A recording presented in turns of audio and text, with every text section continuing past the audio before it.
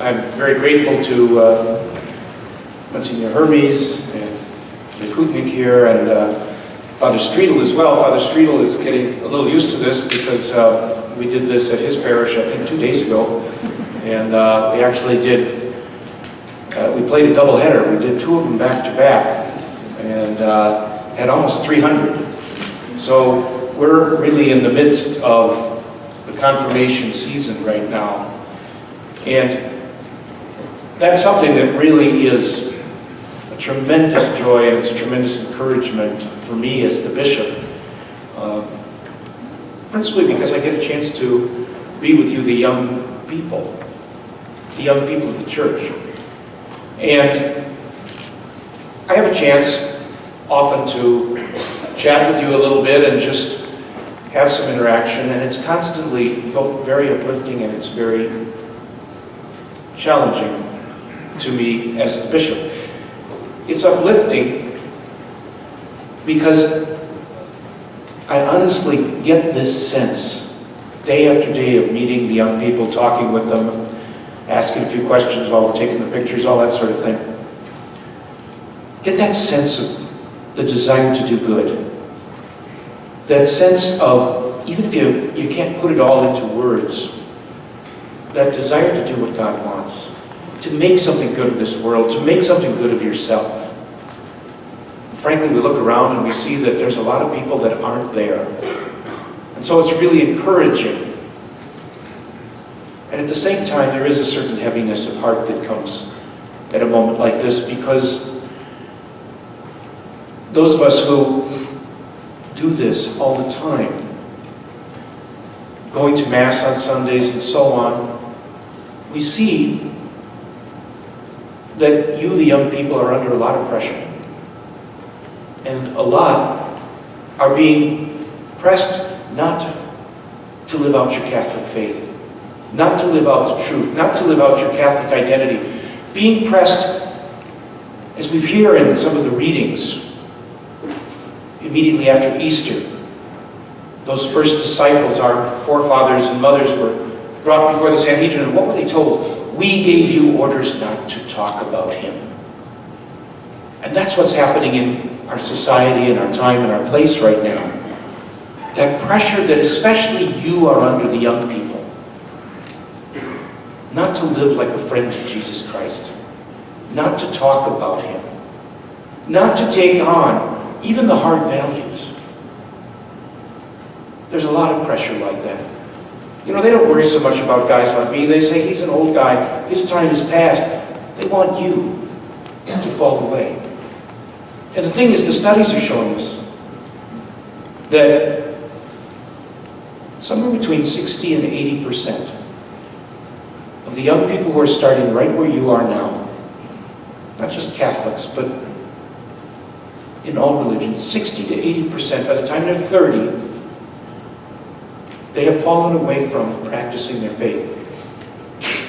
Which is to say, they've fallen away from Jesus Christ, which is to say, they've fallen away from really knowing who they are. Because it's only by loving Christ, getting ready for the resurrection that he's called us to, that we know who we are. And there's 2 moments when that sort of falling away typically happens. We could probably guess. The first is confirmation. Because it gets treated in some ways as if this is like graduation, as if this is like the little checkbox on your list of life. And having done this, well, it's over, isn't it? Well, no, it isn't. And the other point, of course, is when, probably not too far down the road, you move out of the house. Maybe you go away to school, and you live in the dorms or whatever, or you get a job, you get your first apartment and all that kind of thing. Well, then all of a sudden, Sunday morning comes around, and it's up to you to decide, am I going to be faithful? Am I going to go to Mass? Am I going to have a life where I pray? Am I going to have character and right formation? Then it becomes your decision in a way that it isn't almost now, because there's, the family support and things like that. But that's what this is all about today. It's about the fact that God knows all of the pressures between school and friends and everything that's on TV and all the rest of that stuff that's trying to push you away from God. And God knows that because He knows you. He has loved you. Not just us, not just sort of a collective set of faces in the crowd, but He's known each one of us, and He's known you personally since before the world ever began, because God's outside of time. And so He knows your heart now as He knew it then. He knows the things you struggle with, and He knows the things that you do well. He knows what makes you sad, and He knows what it is that makes you happy. He knows those things that maybe you go to bed and you kind of toss and turn and you think about some of those things you wish you'd never said that, you wish you'd never done that, it's embarrassing, or maybe it was sinful or whatever. And He knows those moments when you did good and nobody else saw it or commented on it. And out of all of that, God is saying, I don't want them to go through this alone. He knows you might have struggles in school or with friends or with family. And He says, I don't want them to walk that alone. And I am going to give them the strength that they're going to need, the clarity of thought that they're going to need, the conviction that they're going to need, sometimes even the wisdom to figure things out over time. I will give them my Spirit. That's what's going to happen here this evening. It's not just a ceremony. It is the infinite, eternal God reaching, we might say, from the world that awaits us to place His Spirit within you now to help you get ready for that. And that means that you got to do something. And I ask it of all of the confirmation class, I'm going to ask it of you. It's something that you who are going to be confirmed have to do this evening that nobody else can do for you. Your sponsor sitting there with you can't do it. Your parents sitting here can't do it. I can't do it. Pastor can't do it. You have to commit a blatant act of faith here this evening. And that is to say, it's all true. It is to say, I believe it's true. I believe there is a God. I believe He sent His Son out of love to die for my sins, and I would have died without it. I believe that at the Mass, the bread becomes the body, the wine becomes the blood. And here this evening, I believe that God places His Spirit within me. If you don't believe that, if we don't have that act of faith, then this is really just kind of, it's just play acting that we're doing this evening. Strangely dressed old guy standing at the front, dipping his thumb in oil, placing it on me. I go back to my place. But that's all that it is. Unless with the act of faith, we see the hand and the presence of God reaching out to each one of you. And so I ask each one of you, and guys, it is a little harder for guys, to commit that act of faith. And come up and open your mind and heart to say, I believe it's true, even if I don't understand all the details. But you and I do that all the time.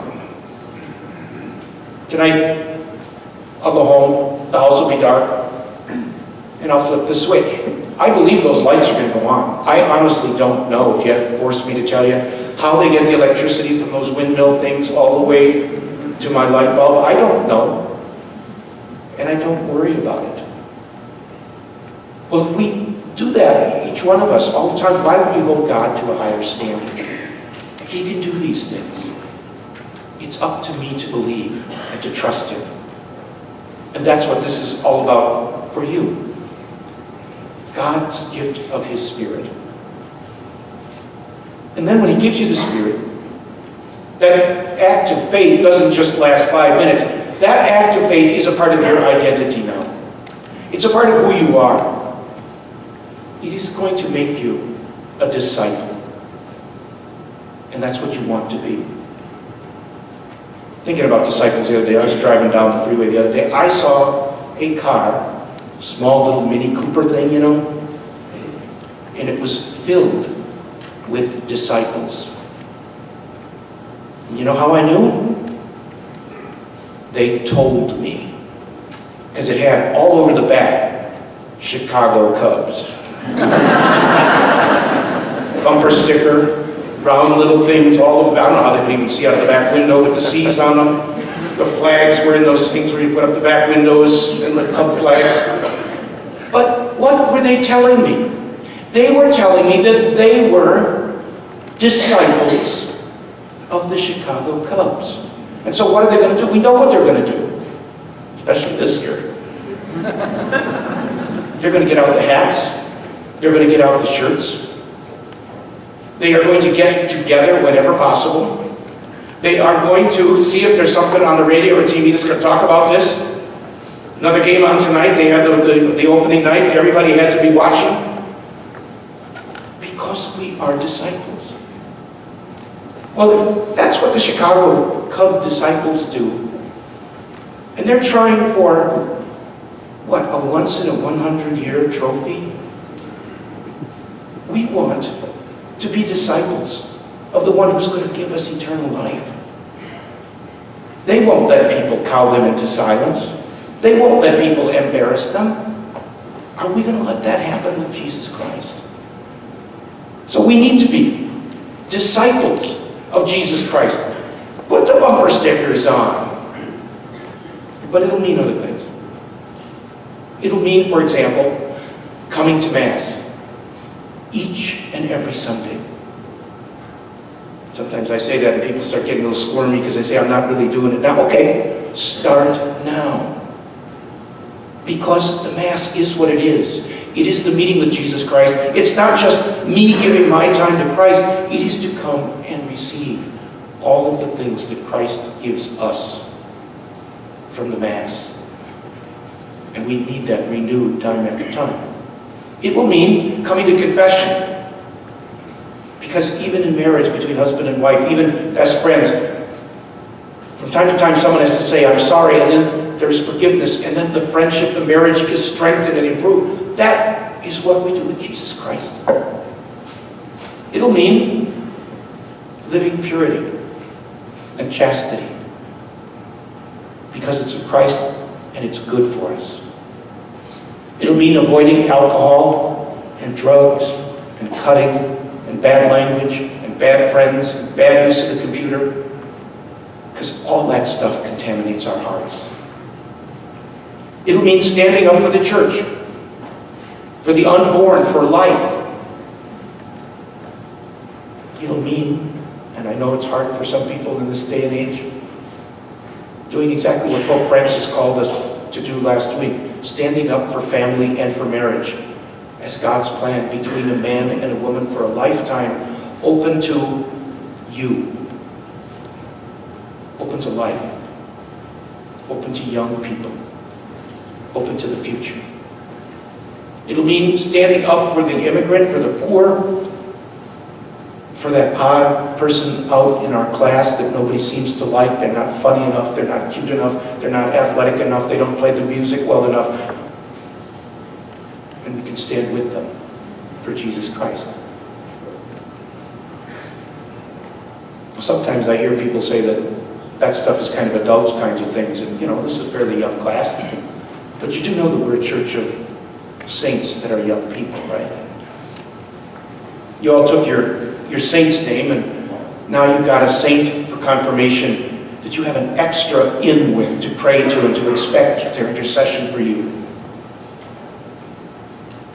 Did anybody take Teresa of Lisieux as their saint?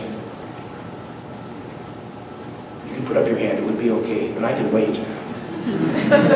Teresa of Lisieux. Okay, 0 for 1.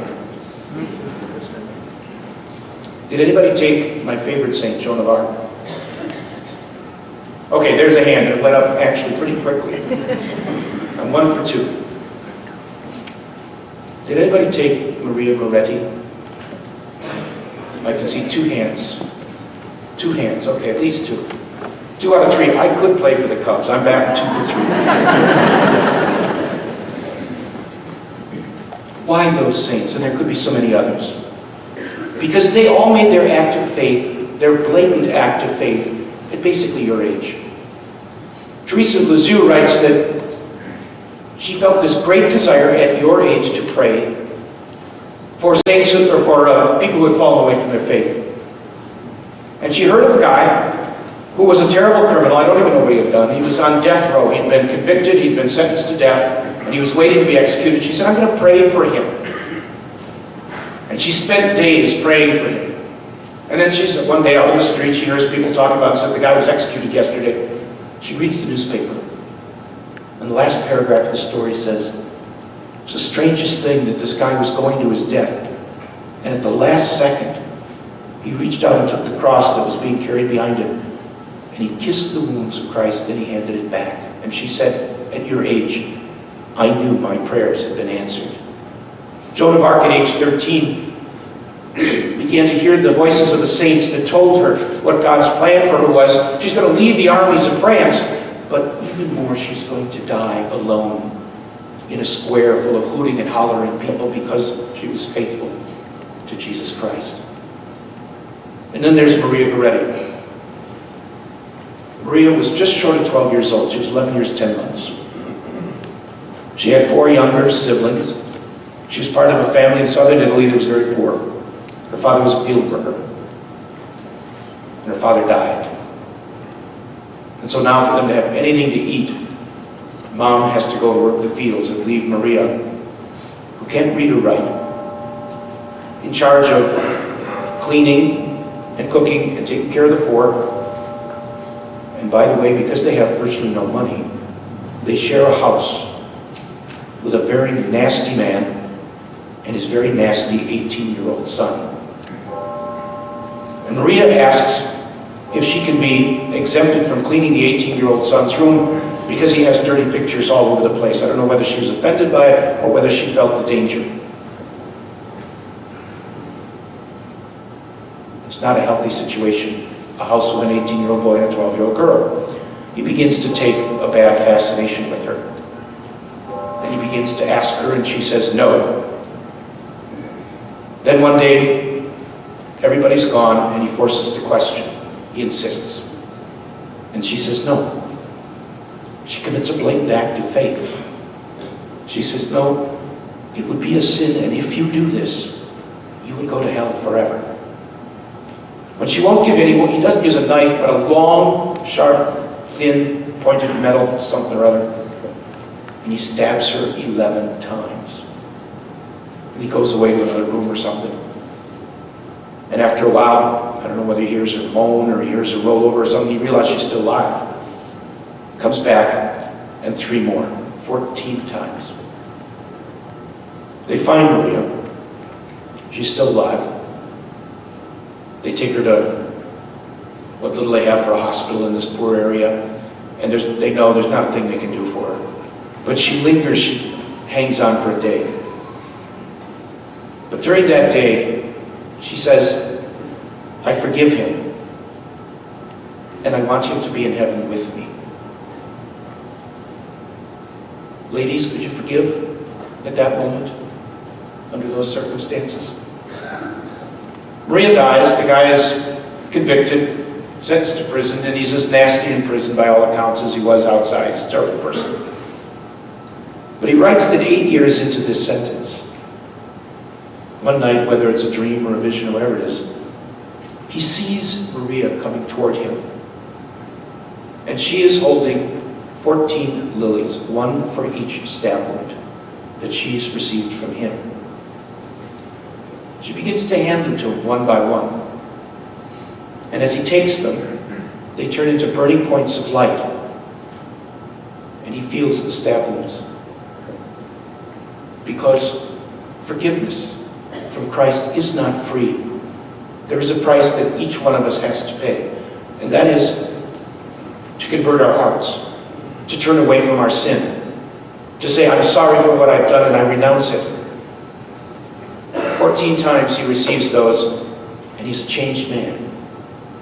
He's so changed that he ultimately gets out early from prison for good behavior. And he goes to see her mother immediately, first thing he does. And he says, I have come to ask you forgiveness. And the mother says, if my daughter Maria could forgive, how can I not forgive you? Mothers, would you have been able to forgive at that moment, under those circumstances? But the point, of course, is this.